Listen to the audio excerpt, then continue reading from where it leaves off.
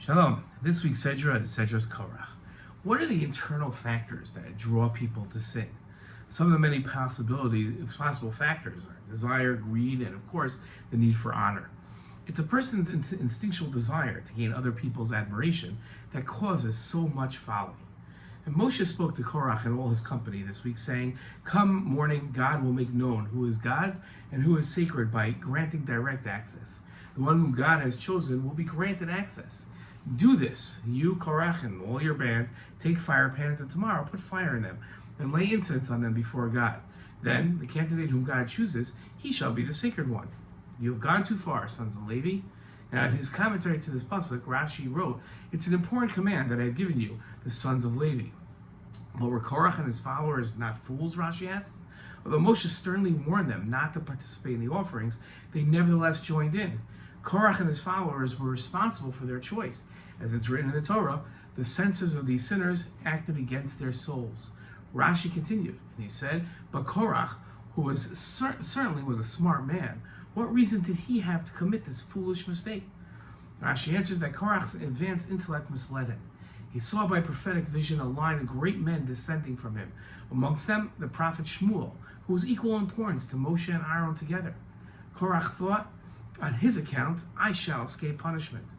Korach also saw 24 shifts of Levites who formed the temple choir arising among his grandchildren, all of them prophesying. As is said, all these prominent musicians were sons of Haman, and Haman was a descendant of Korach. Korach thought, "Is it possible that all this dignity is to arise from me, and I shall remain silent, and me myself be of no importance?" Rashi concluded that based on these mistaken thoughts, Korach joined the others in order to attain personal glory.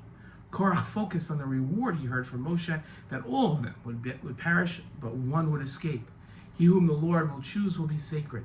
Korach mistakenly assumed this referred to himself, but he had not seen correctly, for his sons repented of their rebellious attitude and therefore did not die at that time. It was from Korach's sons that Shmuel and the Levite singers were descended. Moshe, however, foresaw the truth. Maimonides famously wrote about free will and the ability for people to choose their destiny. He wrote, "A person should not entertain the thesis held by fools among the Gentiles and the majority of the undeveloped among Israel, that at the time of a person's creation, God decrees whether they will be righteous or wicked. Free will is granted to all people. If a person desires to turn themselves to the path of good and be righteous, the choice is theirs. Should they desire to turn to the path of evil and be wicked, the choice is also theirs. There is no one who compels any person, sentences any person, or leads any person towards either of these two paths. Rather, the person on their own initiative and decision tends to the path they chose."